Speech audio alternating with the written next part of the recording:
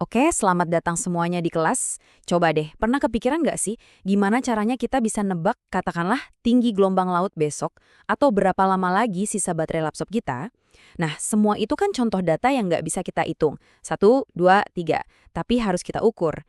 Hari ini, kita bakal ngulik dunia seru dari data-data semacam ini. Dan gimana statistika bisa jadi semacam kacamata buat memahaminya.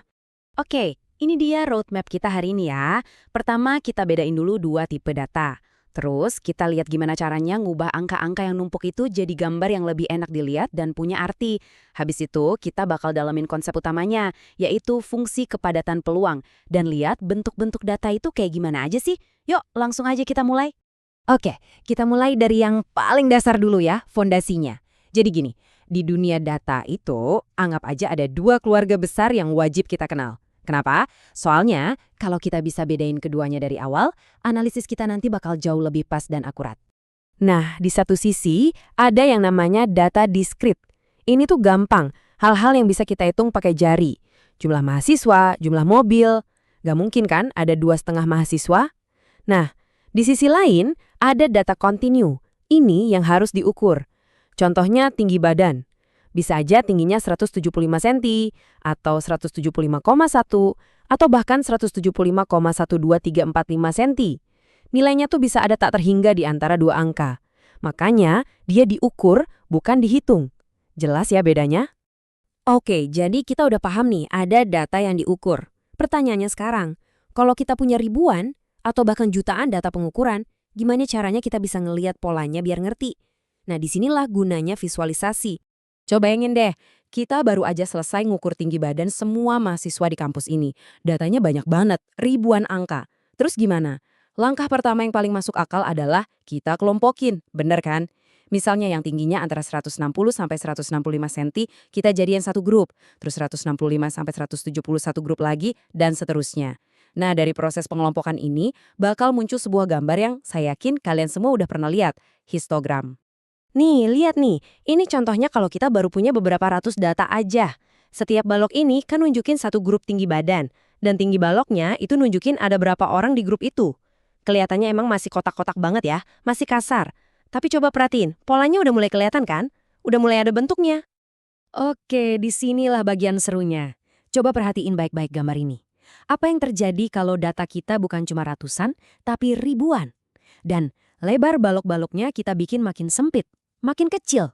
Lihat deh, pinggiran-pinggiran yang tadinya kaku dan tajam itu pelan-pelan mulai nyatu, mulai ngeblend dan ngebentuk sebuah garis yang jauh lebih mulus. Dan inilah goal kita, inilah tujuan akhirnya. Bayangin kalau data kita itu banyak banget, tak terhingga lah. Histogram yang tadinya kotak-kotak itu bakal berubah jadi kurva yang super mulus dan sempurna ini. Kurva inilah yang sebenarnya jadi representasi ideal dari bentuk asli data kita, tanpa ada gangguan dari jumlah sampel yang terbatas. Kelihatannya emang cuma kurva biasa ya, sederhana. Tapi jangan salah, kurva ini tuh powerful banget dalam statistika. Dan pastinya dia punya nama resmi. Yuk, sekarang kita bedah lebih dalam apa sih kurva ini sebenarnya dan apa aja aturan mainnya. Namanya adalah fungsi kepadatan peluang. Tapi jujur aja, di dunia data science, kita hampir selalu pakai istilah Inggrisnya. Probability Density Function. Atau lebih sering lagi kita singkat jadi PDF. Biar gampang, anggap aja PDF ini adalah versi histogram yang udah di-upgrade, jadi sempurna dan super halus. Nah, setiap PDF itu harus nurut sama 3 aturan emas ini. Nggak bisa ditawar. Pertama, kurvanya nggak boleh nyungsep ke bawah sumbu X, jadi nilainya harus selalu positif atau 0. Kedua, total luas di bawah seluruh kurva itu harus pas banget sama dengan 1, alias 100%. Dan yang ketiga, ini yang paling krusial buat kita sekarang. Ini soal gimana cara kita ngitung probabilitas. Oke, semuanya tolong fokus ke sini. Ini konsep paling fundamental yang harus kalian pegang dari materi hari ini. Untuk data kontinu, probabilitas itu bukan tinggi kurva di satu titik. Kenapa? Coba pikir. Kemungkinan tinggi badan seseorang itu persis 175,00000. Seterusnya itu kan praktis 0. Kecil banget. Makanya, probabilitas itu adalah luas area di bawah kurva. Saya ulangi ya, area sama dengan probabilitas. Jadi kita nggak nanya berapa peluang tingginya persis 175. Tapi kita nanya, berapa peluang tingginya antara 174 dan 176 cm. Nah, itu baru bisa dihitung dari luas areanya. Oke, kita udah tahu cara nyari probabilitas di antara dua nilai. Tapi sering juga kan kita dapat pertanyaan kayak gini. Berapa sih peluang tinggi mahasiswa di sini di bawah 180 cm? Atau berapa peluang dapat nilai kurang dari atau sama dengan 80? Nah, gimana cara jawabnya? Nah, buat ngejawab pertanyaan-pertanyaan tadi, kita butuh saudaranya si PDF. Namanya fungsi distribusi kumulatif atau CDF. Biar gampang bayanginnya, CDF itu kayak Anda jalan dari ujung paling kiri kurva PDF sambil bawa sapu. Anda sapu terus areanya ke kanan. Nah, CDF di satu titik itu adalah total area yang udah berhasil Anda sapu sampai di titik itu. Jadi dia ngitung totalnya secara kumulatif. Gambar ini ngejelasin hubungan keduanya dengan jelas banget. Coba lihat kurva PDF yang di bawah. Terus lihat kurva CDF yang di atas. Pas kita gerak dari kiri ke kanan di PDF, lihat deh kurva CDF-nya. Dia terus naik, naik, naik. Kenapa? Karena dia lagi nabung area dari si PDF. Dia mulai dari 0 pas belum ada area yang disapu, dan puncaknya di angka 1 pas semua 100% area udah selesai dikumpulin. Oke, sekarang kita udah punya dua senjata ampuh nih, PDF dan CDF. Sekarang, yuk kita lihat beberapa kepribadian atau bentuk-bentuk ungu dari PDF yang sering banget kita temuin di dunia nyata. Ada macam-macam bentuk. Yang paling terkenal mungkin yang bentuknya kayak lonceng simetris. Ini sering banget muncul misalnya di data tinggi badan atau skor IQ. Terus ada juga yang distribusinya seragam, jadi bentuknya datar. Bayangin aja waktu nunggu bus yang datangnya tiap 10 menit. Kemungkinannya kan sama aja di setiap menit. Ada juga yang bentuknya miring atau skewed.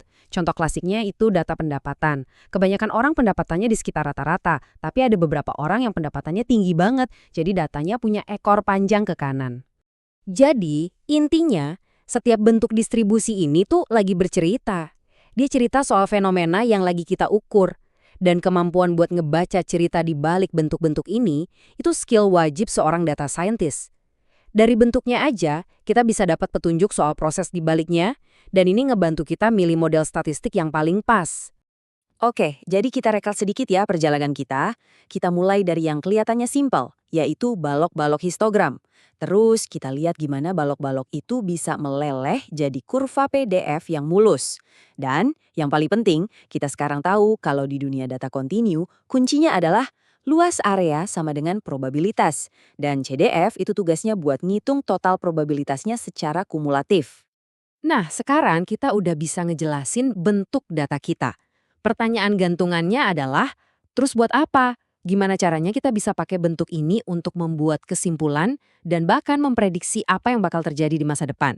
Nah, inilah gerbang menuju dunia yang lebih seru lagi, yaitu inferensi statistik. Dan itu yang bakal kita bahas di pertemuan selanjutnya. Oke, terima kasih semuanya.